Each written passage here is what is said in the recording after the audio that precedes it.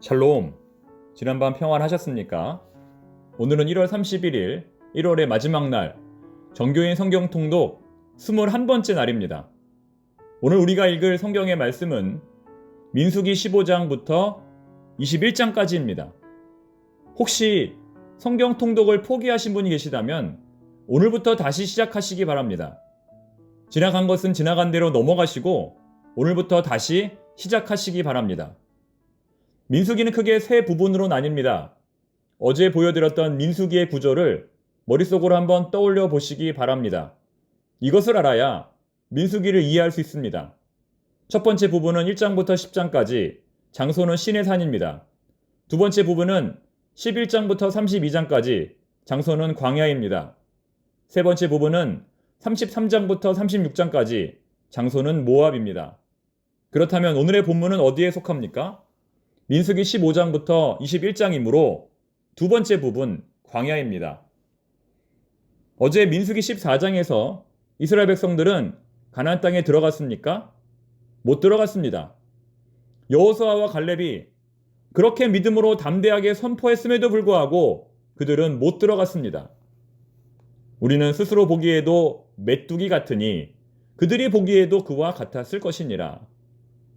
이처럼 이스라엘 백성들은 밥 신앙이 아니라 메뚜기 신앙으로 거대한 아낙 자손의 모습 앞에 두려움과 공포를 느끼며 좌절했습니다. 그러나 이것은 하나님을 믿는 사람들의 올바른 태도가 아닙니다. 하나님을 믿는 사람들은 무섭고 두려운 상황을 만나더라도 계속 나아가야 합니다. 예상치 못한 문제를 만났다 할지라도 계속 나아가야 합니다. 하나님께 원망하지 말고 하나님께 기도해야 합니다. 원망할 것인가? 기도할 것인가? 고난을 만났을 때 포기할 것인가? 계속 나아갈 것인가? 신앙과 불신앙은 종이 한 장 차이입니다. 결국 이 일로 말미암아 이스라엘 백성들은 곧바로 가나안 땅에 들어가지 못하고 하나님이 준비하신 40년 광야 학교에 입학하게 됩니다. 그 첫 번째 수업이 민수기 15장에 나옵니다. 민수기 15장 말씀을 다 같이 펴시기 바랍니다. 민수기 15장 말씀 다 같이 펴시기 바랍니다. 무슨 내용입니까? 율법에 대한 재교육. 율법에 대한 재교육입니다. 앞서 공부했던 것들을 다시 공부하는 것입니다. 구구단부터 처음으로 돌아가서 다시 시작하는 것입니다. 15장 32절 보시면 안식일에 나무하는 사람이 발견되었습니다. 평소 같았으면 그냥 한번 혼나고 말았을 것입니다. 그러나 이번에는 그렇지 않습니다. 어떻게 되었을까요? 돌에 맞아 죽었습니다. 처음부터 다시 철저하게 교육시키시는 하나님의 모습입니다. 이어지는 16장은 어떤 말씀일까요? 학교에서 선생님이 갑자기 공부를 강하게 시키면 거기에 반발하는 학생이 있습니다. 16장은 바로 하나님께 반발하는 경우입니다. 고라의 반역 사건이 본문에 나오는데 고라와 다단과 아비람과 온은 무려 250명의 리더들과 함께 하나님이 세우신 사람 모세를 공격합니다. 너만 거룩하냐? 나도 거룩하다. 더 이상 너의 말을 듣지 않겠다. 내가 이제 너를 대신하여 리더가 되겠다고 말합니다. 그야말로 반역입니다. 이에 모세는 하나님 앞에 엎드려 과연 하나님이 어느 편을 드실지 두고 보자고 말합니다. 결과는 어떻게 되었을까요? 30절, 31절 말씀 읽어보겠습니다. 30절, 31절 말씀. 만일 여호와께서 세일을 행하사 땅이 입을 열어 이 사람들과 그들의 모든 소유물을 삼켜 산채로 수월에 빠지게 하시면 이 사람들이 과연 여호와를 멸시한 것인 줄 너희가 알리라. 그가 이 모든 말을 마치자마자 그들이 섰던 땅바닥이 갈라지니라. 이처럼 고라와 함께 반역을 일으킨 사람들은 모두 하나님의 심판을 받아 죽음을 당했습니다. 이어지는 17장은 아론의 쌍난 지팡이입니다. 하나님은 이스라엘 백성들이 자꾸 하나님이 세우신 지도자들을 의심하고 공격하자 그들의 리더십을 세우기 위해 기적을 행하십니다. 각 지파의 지휘관들로 하여금 지팡이를 하나씩 취하게 하고 거기에 자신들의 이름을 쓰라고 명령하십니다. 레위의 지팡이에는 아론의 이름을 적게 합니다. 그리고 그것들을 법궤 앞에 두었습니다.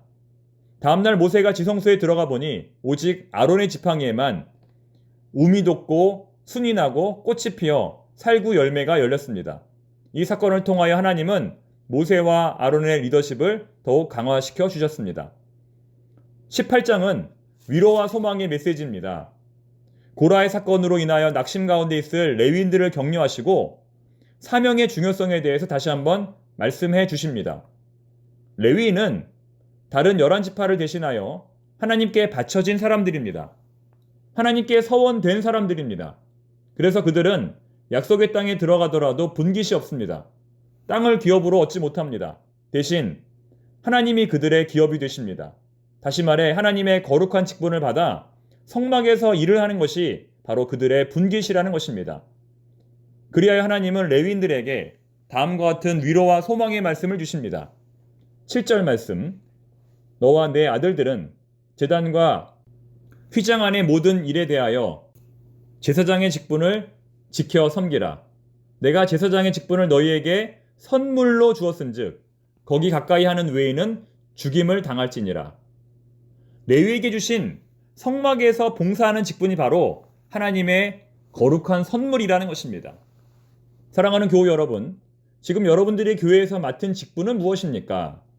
그것이 무엇이든 하나님의 선물로 여기시기 바랍니다. 작은 봉사의 자리라 할지라도 귀하게 여기고 최선을 다해 감당하는 사람은 하나님께서 기억하시고 복을 내려주실 것입니다. 무엇보다 봉사할 수 있는 것 자체가 바로 하나님의 은혜이며 선물입니다. 19장은 정결하는 물을 만드는 방법과 그 사용법에 대해서 말씀하고 있습니다. 그리고 20장이 바로 오늘 우리가 읽어야 할 성경 가운데 가장 중요한 부분입니다. 민수기 20장은 미리암의 죽음으로 시작하여 아론의 죽음으로 끝을 맺습니다. 그리고 그 중간에 모세의 실수, 모세가 가나안 땅에 들어가지 못하게 된 이유가 나옵니다. 즉 미리암의 죽음은 모세와 아론을 포함한 출애굽 1세대가 가나안 땅에 들어가지 못할 것을 미리 알려주는 역할을 하고 있습니다. 민수기 12장에서 서로 싸웠던 남매들, 누가 서로 높으냐며 싸웠던 그 남매들 아론과 미리암과 모세 3명 모두 가나안 땅에 들어가지 못했다는 것입니다. 참으로 안타까운 일이 아닐 수 없습니다. 상실된 축복이 아닐 수 없습니다. 처음부터 못 들어갈 것으로 예견된 것이 아니라 하나님은 그들을 위하여 모든 것을 예비하셨지만 그들이 스스로 하나님의 복을 발로 걷어찬 것입니다. 여러분, 우리는 어떻습니까? 하나님께서 이마만큼 우리에게 복을 주시려고 예비하셨는데 우리가 어리석어서 그것을 발로 다 걷어차고 있는 것은 아닌지 돌아볼 수 있기를 바랍니다. 민수기 20장이 중요한 이유는 바로 무리바 물 사건과 모세의 실수 때문입니다. 그렇게 많이 하나님의 기적을 경험했음에도 불구하고 이스라엘 백성들은 또다시 물이 없으므로 하나님을 원망합니다. 이에 하나님은 모세와 아론으로 하여금 반석에게 명하여 물을 내라고 하십니다. 하지만 여기서 모세는 실수를 하게 되고 이것으로 인하여 가나안 땅에 들어갈 수 없게 됩니다. 그러나 아무리 성경을 열심히 연구해도 모세가 과연 그와 같은 큰 벌을 받아야 하는가에 대해서는 여전히 의문을 품게 됩니다.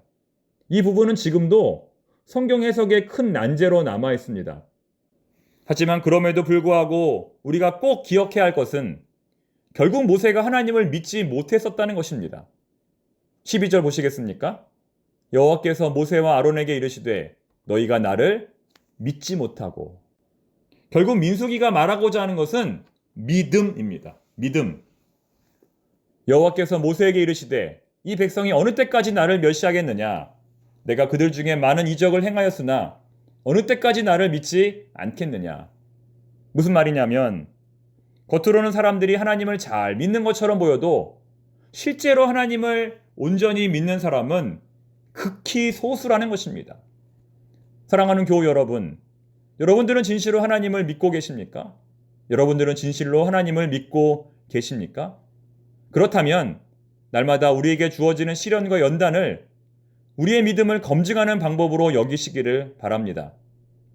넘어지고 자빠지고 쓰러지는 믿음이 아니라 무슨 일을 만나더라도 견고하게 서서 흔들리지 않는 우리의 믿음이 되기를 바랍니다. 기도하겠습니다. 하나님 아버지, 우리의 믿음이 넘어지고 자빠지고 쓰러지는 믿음이 아니라 무슨 일을 만나더라도 견고하게 서서 흔들리지 않는 믿음 되기를 원합니다. 오늘도 주 안에서 불신앙의 길이 아니라 신앙의 길을 걸어가게 하옵소서. 예수님의 이름으로 기도드립니다. 아멘.